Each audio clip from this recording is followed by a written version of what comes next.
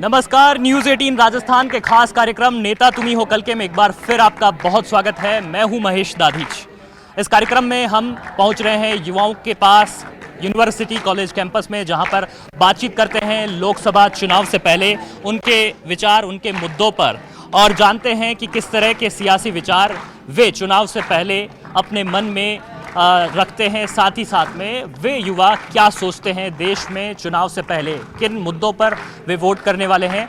जिस तरह से देश में 2 चरणों का मतदान संपन्न हुआ है और कल 1 चरण का मतदान होने वाला है, और राजस्थान में 29 और 6 मई को चुनाव होने वाला है। इससे पहले युवा किस आधार पर वोट करेगा और किस आधार पर ये तय करेंगे अपने नेता को। तो आप देख रहे हैं कि आज यहाँ पर गीत संगीत की महफिल सजी हुई है, और इसके बीच में हम इनसे जानेंगे, इनसे पूछेंगे कि किस तरह के नेता को वे पसंद करते हैं और क्यों पसंद करते हैं, किस तरह के प्रत्याशी को आधार मानते हैं।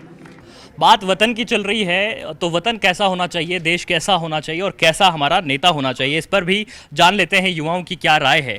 कैसा देश चाहते हैं आप, कैसा वतन चाहते हैं। बात वतन की हो रही है, गीत संगीत में वतन है, तो वतन हमारा करप्शन फ्री हो, उसके बाद डेवलप हो और फिर मतलब थोड़े पढ़े लिखे हो। ऐसा नहीं है जैसे हमारी आधे से ज़्यादा पॉलिटिशियन है जो पढ़े लिखे नहीं है फिर भी इलेक्शन में खड़े हो जाते हैं। हाँ, ये बड़ी बात आती है जब भी हम देखते हैं कि चुनाव आते हैं, और कई राजनेता तो ऐसे होते हैं कि जो पढ़े लिखे नहीं होते हैं। तो फिर ऐसे युवाओं, ऐसे नेताओं को युवा किस तरह से नकारते हैं या स्वीकारते हैं। तो उन्हें नकारना ही चाहिए, स्वीकारने का कोई फ़ायदा होता नहीं है उनसे। मतलब वो आगे जाके वो वही चीज़ सोचेंगे जो उनकी मेंटलिटी है, जो लोअर मेंटलिटी से वो लोग कॉपी करते हैं, वो वही सोचेंगे। अच्छा, पार्टी देख करके वोट करते हैं या फिर प्रत्याशी को वोट करते हैं आप? कैंडिडेट देख के। अच्छा, कैंडिडेट में क्या चीज़ देखते हैं, कैंडिडेट जो कि सही किस डिसीजन, तरह के क्वालिटीज़ देखते हैं? जो स्ट्रांग हो, लीडर स्ट्रांग हो, और कोई भी एक्शन लेने से पहले वो जो किसी के सामने एक्शन ले, जो स्ट्रांग एक्शन ले सके। लीडरशिप स्ट्रांग होनी चाहिए, लेकिन बात जब चुनाव की होती है तो चुनाव में ये सामने आ रहा है कि केवल जो मुद्दे हैं वो भटकाए जा रहे हैं, और बयानबाजी जो है वो अपने उच्चतम स्तर पर है। इस बयानबाजी पर क्या कहते हैं? बयानबाजी के ऊपर पहले उसके ऊपर सोचना चाहिए कि एक्चुअल में हो क्या रहा है, उसके बाद में उसके ऊपर एनालिसिस करके उसके ऊपर रिजल्ट ऐसा निकालना चाहिए। अब बयानबाजी जिस तरह से चल रही है कि ये देखने को मिला है कि एक जो नेता है वो दूसरे नेता पर किसी भी तरह के आरोप लगाते हैं, और आरोप में ये भूल जाते हैं कि उन्हें आरोप कैसा लगाना है, क्या करना है। वो अपनी भाषा का ध्यान नहीं रखते, अमर्यादित भाषा हो जाती है। ऐसे नेताओं के लिए क्या कहता है युवा, आज का वोटर क्या कहता है?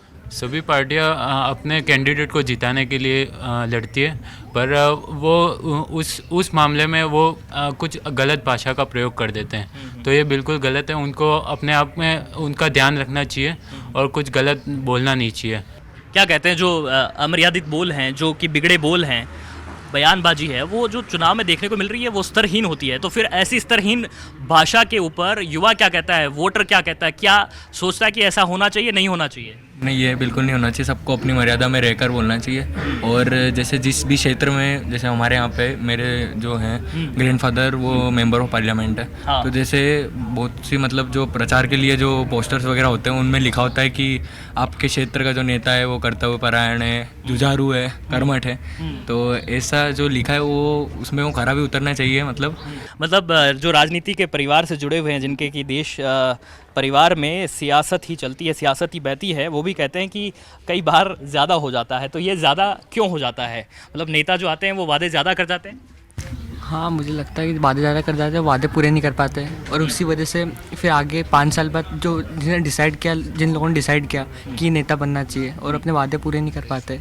वादे पूरे नहीं कर पाते? नहीं कर पाते हैं वो वादे पूरे, क्योंकि वो ज़रूरत से ज़्यादा वादे कर देते हैं जो उन्हें भी मालूम है कि वो नहीं कर सकते। फिर भी वो अगर वादे कर देते हैं और 5 साल बाद वो नहीं पूरे कर पाते हैं, तो उनकी सरकार के ढहने का यही एक वजह बनी। लेकिन जब चुनाव आते हैं तब सारी बातें सामने आ जाती है। राम मंदिर भी सामने आ जाता है, धर्म की राजनीति सामने आ जाती है, जाति की राजनीति सामने आ जाती है, कोई चौकीदार बन जाता है, कोई चौकीदार पर आरोप लगा देता है। तो ये जो मुद्दे हैं ये वाकई में देश के मुद्दे हैं जिन पर की चर्चा हो रही है, जो वाकई में ठीक है, हम हिंदुस्तान को आगे ले जा रहे हैं, या फिर लगता है कि ठोस बातों पर बातचीत होनी चाहिए? ठोस बातों पर ज़्यादा बातचीत होनी चाहिए। ये सब तो एक मतलब एक साइडलाइन है, जो इतने ठोस मुद्दे नहीं है जिन पे बात होनी चाहिए। बाकी कुछ और मुद्दे भी हैं जिन पे बात होना ज़्यादा ज़रूरी है। कुछ और भी युवा हमारे साथ में बातचीत के लिए मौजूद हैं। आप यहाँ पर गाते बजाते हैं और गिटार भी बजाते हैं, किस तरह की आज धुन सुनाने वाले हैं और ख़ासतौर पर हम युवाओं से वोटिंग की अपील भी करते हैं, तो किस तरह से आप अपनी धुन के सहारे आप यहाँ पर वोटिंग की अपील करना चाहेंगे? सर जागरूकता लाना चाहता हूँ, हम्म, क्योंकि सर अगर हम ही वोट नहीं देंगे तो सर देश, क्योंकि सर देश हम पे डिपेंड है, अगर हम लोग नहीं आएंगे तो सर कौन आएगा? तो सबसे बड़ी बात हम पर है, देश हमसे है, और सर वर्ल्ड में भी सबसे ज़्यादा यूथ पावर इंडिया के पास इस टाइम। तो हमें अपनी यूथ पावर को पहचानने की ज़रूरत है। ऑब्वियसली सर, क्योंकि मोस्टली इंडियंस क्या करते हैं, बाहर जाते हैं, अपनी जो पावर होती है वहाँ बाहर यूटिलाइज़ करते हैं। अगर वो अपने यहाँ पे इंडिया में रह के कुछ करेंगे, अपना स्टार्टअप लेंगे, तो शायद हम लोग कुछ अच्छा भी कर सकते हैं, हमें कुछ अच्छा देखने को भी मिलेगा और करने को भी अच्छा, अपॉर्चुनिटी। कुछ देश से जुड़ा हुआ आप सुनाएंगे हमें, और जो युवाओं को वोटिंग के लिए सबसे ज़्यादा जागरूक करे या फिर उन्हें वोटिंग के प्रति अवेयर करे, ऐसा कुछ आप हमें सुना सकते हैं? कंधों से मिलते हैं, कंधे कदमों से कदम मिलते हैं, हम चलते हैं जब ऐसे तो दिल दुश्मन के हिलते हैं। कंधों से मिलते हैं, कंधे कदमों से कदम मिलते हैं, जब हम चलते हैं तो दिल दुश्मन के हिलते हैं। यही कहता है युवा, जो कि हमारी ताकत को बताता है। इस देश की सबसे बड़ी ताकत है युवा, और इसी युवा शक्ति को पहचानने की हमें ज़रूरत है। और ये चुनाव का समय है, और ऐसे में इस युवा शक्ति को अब आगे बढ़ कर के देश में सबसे पहले अपने मताधिकार का प्रयोग करना होगा, अपने मतदान के लिए जाना होगा, और यही अपील हमारी भी लगातार जारी है। इस बातचीत के सिलसिले को और जारी रखेंगे। ब्रेक से पहले चुनावी मुद्दों की बातचीत चल रही थी, और इन्हीं मुद्दों में से जो युवाओं के लिए खास तौर पर प्रभावी मुद्दे हैं, रोज़गार और शिक्षा के, उन मुद्दों को लेकर के वे क्या कुछ चर्चा करते हैं और क्या अपने विचार रखते हैं, उनसे जान लेते हैं। अच्छा, जिस तरह से चुनाव की हमारी बातचीत चल रही है और आप लोग भी जिस तरह से चुनावी चर्चा आपस में करते हैं, तो वोट डालने से पहले जो सबसे प्रमुख मुद्दा है रोज़गार और शिक्षा का, इस मुद्दे को लेकर के क्या कहते हैं आप? सर सबसे पहली चीज़ ये है कि हिंदुस्तान का फ्यूचर क्या है, स्टूडेंट्स से ही आगे हमारा फ्यूचर डिसाइड होगा। तो मैंने ये देखा है कि पिछले 10 सालों में सरकार द्वारा कोई ऐसा ड्रास्टिक चेंज नहीं आया एजुकेशन सिस्टम में। सबसे बड़ी प्रॉब्लम इंडिया में ये रहती है कि हमारा जो एजुकेशन सिस्टम है, it is more prior to theory not practical, जिससे हम बाकी कंट्रीज़ के सामने अपने आप को उस लेवल पे रिप्रेजेंट नहीं कर पाते जैसा हमें करना चाहिए। जो हमारा कैलिबर है हम वो पूरा 100% दिखा नहीं पा रहे हैं। देश की नई शिक्षा नीति की खूब बात हुई है मौजूदा सरकार में, लेकिन आई नहीं थी वो। नई शिक्षा नीति में बताया गया था कि बहुत सारे चेंजेस होने वाले हैं, कुछ नई चीज़ें अडॉप्ट करने वाले हैं। तो ऐसा नहीं लगता कि आपको अब शिक्षा नीति भी जो है बहुत पुरानी हो गई है, कुछ बहुत सारे बदलाव की ज़रूरत है, और युवाओं को खासतौर पर जो शिक्षा रोज़गार दिला सके, ऐसी शिक्षा की ज़रूरत है? सर बिल्कुल, जैसे आप बड़ी बड़ी कंट्रीज़ का एग्जांपल ले लें, जैसे जर्मनी हो गया, तो वहाँ पे जैसे जो कंसेप्ट हमारे को पढ़ाया गया है, एनसीईआरटीज़ जो हमारे चलती है उसमें जो कंसेप्ट पढ़ाया गया है, उसको वो पहले प्रैक्टिकली करके दिखाते हैं, जिससे बच्चा उस लेवल पे इसको इमेजिन कर सके और फिर उसको न्यूमेरिकल्स में और बाकी जितनी भी प्रॉब्लम्स है उसमें क्या आप कुछ कहना चाहिए? जैसा कि मेरे फ्रेंड ने बोला कि हर चीज़ जो भी होती है पहले प्रैक्टिकली दिखानी चाहिए, जाकि उससे जब हम थ्योरी पढ़े तो हमें अच्छे से समझ में आए। और सरकार को ये चेंज करना चाहिए कि जैसे पिछले 10 साल में कुछ हुआ नहीं है, और हमारी सरकार का ये है कि पहले सारा थ्योरी कर लो, मार्क्स लिया हो ऐसा, लेकिन होना ये चाहिए कि पहले थ्योरेटिकल को प्रैक्टिकली समझाए, क्योंकि उससे जब हम थ्योरी पढ़ेंगे तो हमें ज़्यादा समझ आएगा। मुद्दे की बात यह है कि रोज़गार और शिक्षा ऐसा मुद्दा है जिस पर चर्चा होती कम है, लेकिन होनी चाहिए उस पर सबसे ज़्यादा। आप क्या कहते हैं? रोज़गार और शिक्षा के मुद्दे पर सरकारें बहुत सारी बातचीत करती रही है, सरकार में होते हैं तब तो बातचीत हो जाती है, और वो बातें ही हो करके रह जाती है, इम्प्लीमेंट कुछ हो पाता है? सर अभी जैसे हम लोग बात करें इस साल में जो इस बार की जो गवर्नमेंट आई है उसमें हम लोग जो चेंजेस हम लोग वैसे बात करें तो एक तरह से हम लोग के लिए डिजिटल, जो गवर्नमेंट ने जो एक डिजिटल एजुकेशन जो स्टार्ट करा है वो हम लोग के लिए बहुत अच्छा कॉन्सेप्ट स्टार्ट रहा है। स्टार्टिंग में जो हम लोग को वो रहा था उससे और ये गवर्नमेंट थोड़ा, हाँ हम कह सकते हैं एक तरह से यहाँ थोड़ा डिफरेंस है। मतलब आप सेटिस्फाई हैं जो अब तक गवर्नमेंट ने फैसले लिए हैं, वो भले ही शिक्षा को लेकर के हुए हो या फिर रोज़गार को लेकर के? रोज़गार के लेकर के तो बहुत बड़ी बातें हुई, आप कैसे सेटिस्फाई हो सकते हैं? जी, रोज़गार के लिए अगर हम देखें तो मेक इन इंडिया जो हमारी सरकार लेके आई है, मेक इन इंडिया के थ्रू जो काफ़ी सारी कंपनीज जो इंडिया में जो अपना सामान बिल्ड कर रही हैं, बना रही हैं, तो उसके थ्रू रोज़गार बढ़ रहा है। तो रोज़गार बढ़ रहा है और शिक्षा के लिए भी काफ़ी सारी चीज़ें हुई हैं, तो हम सहमत हैं अपनी सरकार से कि उन्होंने जो किया सही किया। आपसे हम लोग जानना चाहेंगे कि जिस तरह से देश में चुनाव का वक्त है और आप सभी लोग युवा मतदाता के हैं और पहली बार मेरे ख्याल से आप लोग वोट डालने वाले हैं, किस तरह से सबसे पहले तो आपने अपने वोटिंग को लेकर के प्लानिंग की है कि अपना वोट डालेंगे, तो उसके लिए क्या मुद्दा होगा आपका? मेरा मुद्दा तो ये रहेगा कि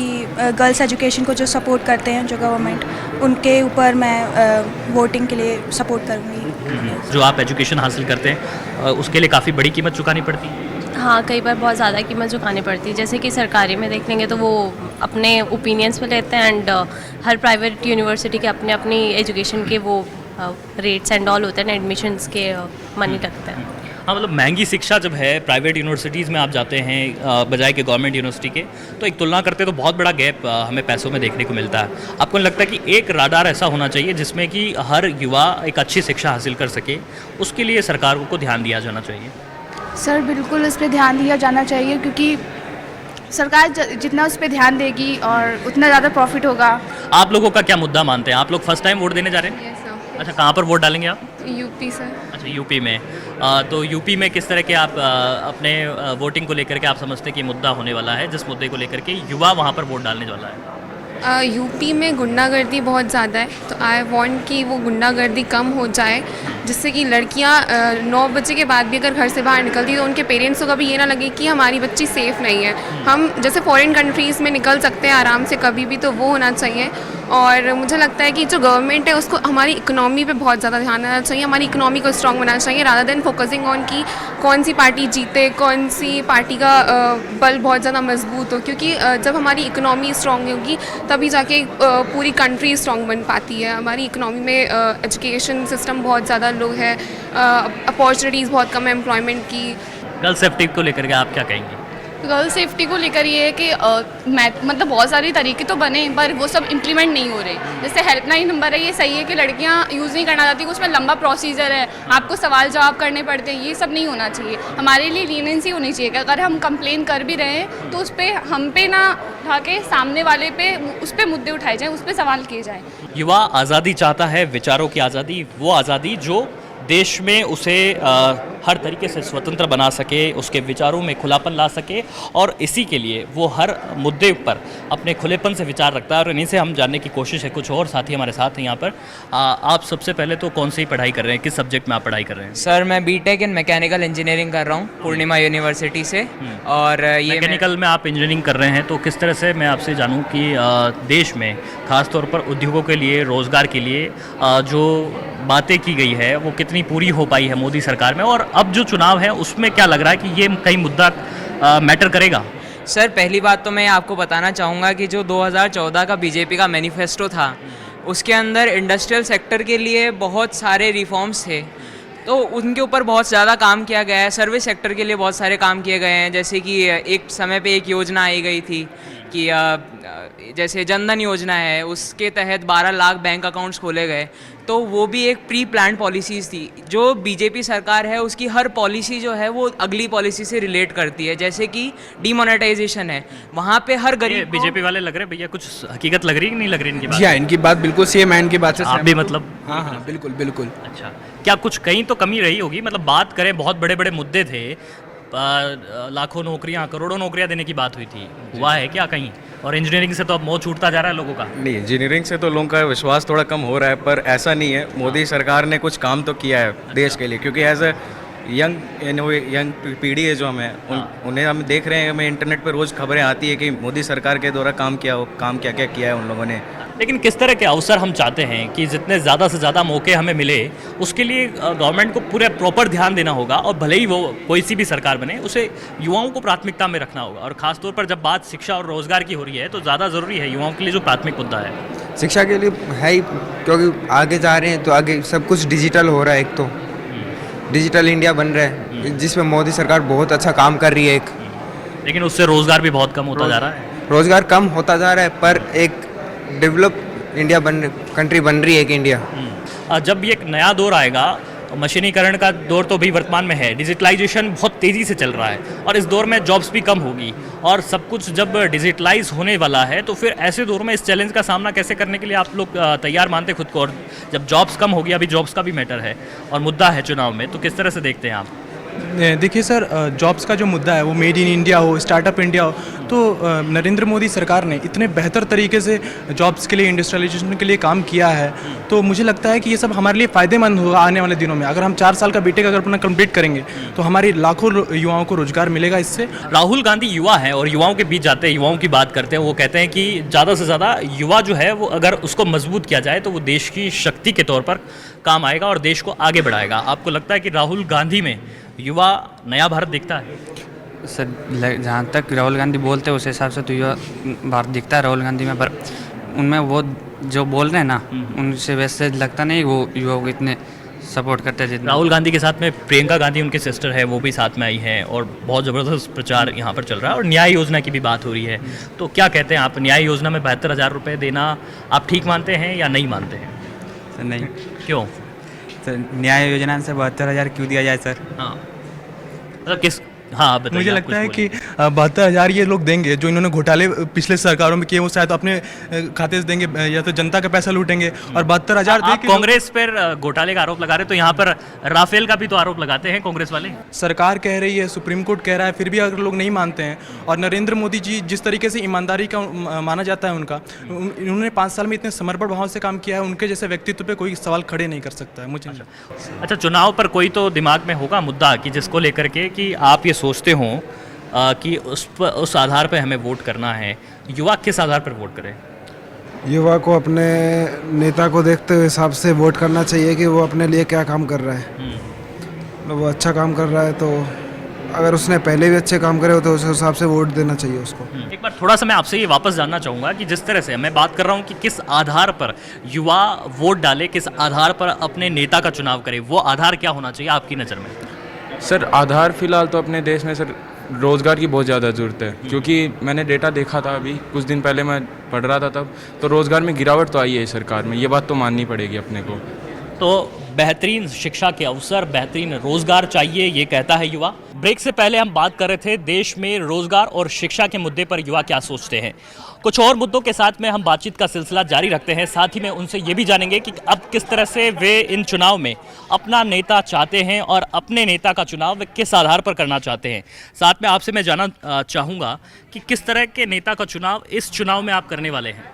सर हम बीजेपी को चाहते हैं सपोर्ट करने के लिए, क्योंकि बीजेपी जो है, बीजेपी ऑलवेज में बीजेपी सरकार ने आप लोगों के लिए क्या किया? जो मौजूदा सरकार रही जिसके कि पूरा टेन्योर हो चुका है, उस सरकार में युवाओं के लिए क्या बातचीत हुई है? युवाओं के लिए काफ़ी कुछ चेंजेस हुए हैं, जैसे कि सर एजुकेशन सपोर्ट भी मिला है हर चीज़ में सर, मतलब एक्सटर्नल जो सपोर्ट चाहिए होता है वो भी स्टूडेंट्स को सपोर्ट मिला है सर। लाइक सर रिजर्वेशन भी सपोर्ट में बहुत चीज़ें सपोर्ट मिली है सर, और काफ़ी चीज़ ऐसे है सर जो अभी भी हो रहे हैं, चेंजेस हो रहे हैं। जो अच्छा, जब नई सरकार वापस से बनने वाली है, उस सरकार में किस तरह के मुद्दे आप देखना चाहते हैं कि जिन पर काम होना चाहिए और ख़ास तौर पर युवा उस सरकार को पसंद करें? सर मैं चाहता हूँ एजुकेशन पे ज़्यादा काम हो। किस तरह से? जैसे युवाओं को, जैसे गवर्नमेंट वादा करती कि बेरोजगार है उनको जॉब दिलाए, और भी बहुत सारे काम होने चाहिए। नेता किस तरह का चाहिए आपको? जी मैं चाहता हूँ जो एजुकेशन सिस्टम है इंडिया में, जैसे कि बहुत सारे कॉलेजेस ये सोचते हैं कि मतलब वो मार्क्स पे फोकस करते हैं, तो मैं ये चाहता हूँ जो एजुकेशन सिस्टम है ना वो चेंज होना चाहिए, ताकि जो मतलब हमारे स्टूडेंट्स हैं उनकी स्किल्स बढ़े, ताकि हमें नौकरी अच्छी मिले। एजुकेशन सिस्टम में चेंज करने की बात हुई थी और नई शिक्षा नीति लाने की बात की गई थी, लेकिन वो अभी तक तो इम्प्लीमेंट हुई नहीं है। तो ऐसे में जब नया चुनाव वापस से आ गया है और नए वादे फिर से होने लगे हैं, तो क्या कुछ ठगा सा महसूस करता है युवा कि जिसके साथ शिक्षा की, रोजगार की बहुत बात होती है, लेकिन इम्प्लीमेंट कितना हो पाता है? जी यही बात है कि अगर हमसे कह दिया जाता है उसका इम्प्लीमेंटेशन नहीं किया जाता, और प्रॉब्लम वही आती है कि हमें चुनावी वादे किए जाते हैं और चुनावी वादों को पर खरा नहीं उतरा जाता। लेकिन ये युवा आज का यही चाहता है कि उनका बात पर खरा उतरा जाए और उनको इम्प्लीमेंट किया जाए समाज में। ग्रेजुएट होने के बाद में जो युवाओं के मुद्दे होते हैं वो शिक्षा और रोज़गार से जुड़े हुए मुद्दे होते हैं। मैं और युवाओं से यहाँ पर जानने की कोशिश करूँगा कि किस तरह के मुद्दों को लेकर के युवा मानते हैं कि इनको चुनाव में रखे जाने की ज़रूरत है, और जो नेता बड़ी बड़ी बातें करते हैं उनके मुद्दों में वो चीज़ें नज़र नहीं आती। बिल्कुल नहीं आती, बिकॉज हमारी कंट्री में क्या है, करप्शन रेट बढ़ता जा रहा है। डिमोनेटाइजेशन के बाद भले ही करप्शन रेट कम हुआ है, but it's steadily increasing day by day. तो we people like we are turn 18 और mostly some people are below 18 or just turning to 18, so we probably think कि हमें ज़रूरत है वोट देने की, ताकि हम चेंज ला सके। किस तरह का चेंज? अभी बात कही है करप्शन पर, करप्शन को लेकर के करप्शन फ्री इंडिया बनाने की मुहिम तो बहुत बार चलाई जाती है और बहुत बड़े वादे भी किए जाते हैं, लेकिन कुछ हुआ है करप्शन को लेकर के, या अभी भी पैसा चुकाना ही पड़ता है अलग से? करप्शन में मतलब धीरे धीरे चीज़ जा रही है, धीरे धीरे जाते जाते जाएगी, बट जैसे ये यूथ आगे बढ़ता जाएगा और अगर यूथ की थिंकिंग को आगे लेके जाएंगे तो मे बी बहुत जल्दी करप्शन हट जाए। जो प्रत्याशी जो आपके पास पहुंचते हैं, आप उनको कुछ कहते हैं कि इन पर काम करिए? कुछ मुद्दे तो ऐसे होते होंगे जहन में जिनको आप कहते हैं कि इन पर तो काम करिए, या उनका कुछ हिसाब मांगते होंगे कि अगर आप पहले चुनाव जीत करके आए हैं तो वापस से आपने क्या किया, कोई रिपोर्ट कार्ड दीजिए?